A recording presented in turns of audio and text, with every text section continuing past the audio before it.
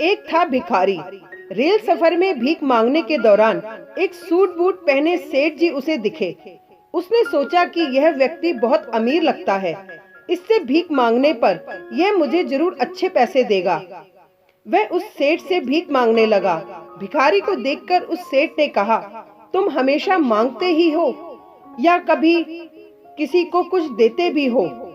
भिखारी बोला, साहब मैं तो भिखारी हूँ, हमेशा लोगों से मांगता ही रहता हूँ। मेरी इतनी औकात कहाँ कि किसी को कुछ दे सकूं। सेठ, जब किसी को कुछ दे नहीं सकते तो तुम्हें मांगने का भी कोई हक नहीं है। मैं एक व्यापारी हूँ और लेन देन में ही विश्वास करता हूँ। अगर तुम्हारे पास मुझे कुछ देने को हो तभी मैं तुम्हें बदले में कुछ दे सकता हूँ। तभी वह स्टेशन आ गया जहाँ पर उस सेठ को उतरना था। वह ट्रेन से उतरा और चला गया। इधर भिखारी सेठ की कही गई बात के बारे में सोचने लगा। सेठ के द्वारा कही गई बात उस भिखारी के दिल में उतर गई।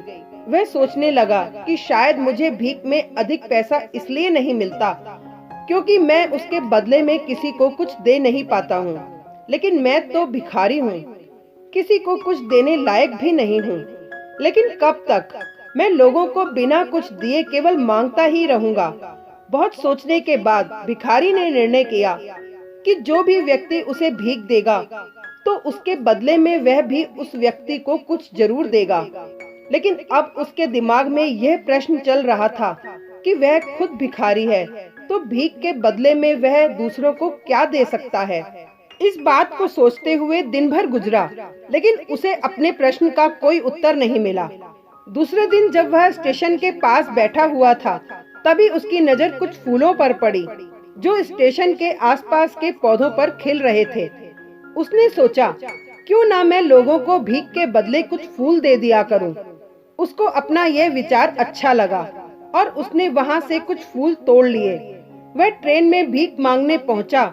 जब भी कोई उसे भीख देता तो उसके बदले में वह भीख देने वाले को कुछ फूल दे देता। उन फूलों को लोग खुश होकर अपने पास रख लेते थे। अब भिखारी रोज फूल तोड़ता और भीख के बदले उन फूलों को लोगों में बांट देता था। कुछ ही दिनों में उसने महसूस किया कि अब उसे बहुत अधिक लोग भीख देने लगे हैं। वह स्टेशन के पास के सभी फूलों को तोड़ लाता था। जब तक उसके पास फूल रहते थे तब तक उसे बहुत से लोग भीख दे देते थे। लेकिन जब फूल बांटते बांटते खत्म हो जाते तो उसे भीख भी नहीं मिलती थी।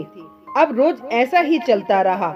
एक दिन जब वह भीख मांग रहा था तो उसने देखा कि वही सेठ ट्रेन में बैठे हैं, जिसकी वजह से उसे भीख के बदले फूल देने की प्रेरणा मिली थी। वह तुरंत उस व्यक्ति के पास पहुंच गया और भीख मांगते हुए बोला, आज मेरे पास आपको देने के लिए कुछ फूल हैं। आप मुझे भीख दीजिए, बदले में मैं आपको कुछ फूल दूंगा। सेठ ने उसे भीख के रूप में कुछ पैसे दे दिए और भिखारी ने कुछ फूल उसे दे दिए। उस सेठ को ये बात बहुत पसंद आई। सेठ, वाह क्या बात है, आज तुम भी मेरी तरह एक व्यापारी बन गए हो। इतना कहकर फूल लेकर वह सेठ स्टेशन पर उतर गया। लेकिन उस सेठ द्वारा कही गई बात एक बार फिर से उस भिखारी के दिल में उतर गई। वह बार बार उस सेठ के द्वारा कही गई बात के बारे में सोचने लगा और बहुत खुश होने लगा। उसकी आंखें अब चमकने लगी थीं। उसे लगने लगा कि अब उसके हाथ सफलता की वह चाबी लग गई है जिसके द्वारा वह अपने जीवन को बदल सकता है। वह तुरंत ट्रेन से नीचे उतरा और उत्साहित होकर बहुत तेज आवाज में ऊपर आसमान की ओर देखकर बोला, मैं भिखारी नहीं हूँ, मैं तो एक व्यापारी हूँ।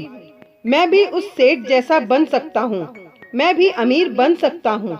लोगों ने उसे देखा तो सोचा कि शायद ये भिखारी पागल हो गया है। अगले दिन से वह भिखारी उस स्टेशन पर फिर कभी नहीं दिखा। एक वर्ष बाद इसी स्टेशन पर दो व्यक्ति सूट बूट पहने हुए यात्रा कर रहे थे। दोनों ने एक दूसरे को देखा तो उनमें से एक ने दूसरे को हाथ जोड़कर प्रणाम किया और कहा, क्या आपने मुझे पहचाना? सेठ, नहीं तो शायद हम लोग पहली बार मिल रहे हैं। भिखारी, सेठ जी आप याद कीजिए, हम पहली बार नहीं बल्कि तीसरी बार मिल रहे हैं। सेठ, मुझे याद नहीं आ रहा। वैसे हम पहले 2 बार कब मिले थे? अब पहला व्यक्ति मुस्कुराया और बोला, हम पहले भी 2 बार इसी ट्रेन में मिले थे। मैं वही भिखारी हूँ जिसको आपने पहली मुलाकात में बताया कि मुझे जीवन में क्या करना चाहिए, और दूसरी मुलाकात में बताया कि मैं वास्तव में कौन हूँ। नतीजा यह निकला कि आज मैं फूलों का एक बहुत बड़ा व्यापारी हूँ और इसी व्यापार के काम से दूसरे शहर जा रहा हूँ। आपने मुझे पहली मुलाकात में प्रकृति का नियम बताया था, जिसके अनुसार हमें तभी कुछ मिलता है जब हम कुछ देते हैं। लेन देन का यह नियम वास्तव में काम करता है। मैंने ये बहुत अच्छी तरह महसूस किया है, लेकिन मैं खुद को हमेशा भिखारी ही समझता रहा। इससे ऊपर उठकर मैंने कभी सोचा ही नहीं था। और जब आपसे मेरी दूसरी मुलाकात हुई, तब आपने मुझे बताया कि मैं एक व्यापारी बन चुका हूँ। अब मैं समझ चुका था कि मैं वास्तव में एक भिखारी नहीं, बल्कि व्यापारी बन चुका हूँ। भारतीय मनीषियों ने संभवतः इसीलिए स्वयं को जानने पर सबसे अधिक जोर दिया और फिर कहा, सो हम, शिवो हम। समझ की ही तो बात है। भिखारी ने स्वयं को जब तक भिखारी समझा, वह भिखारी रहा। उसने स्वयं को व्यापारी मान लिया, व्यापारी बन गया। जिस दिन हम समझ लेंगे कि मैं कौन हूँ, अर्थात मैं भगवान का अंश हूँ, तो फिर जानने समझने को रह ही क्या जाएगा।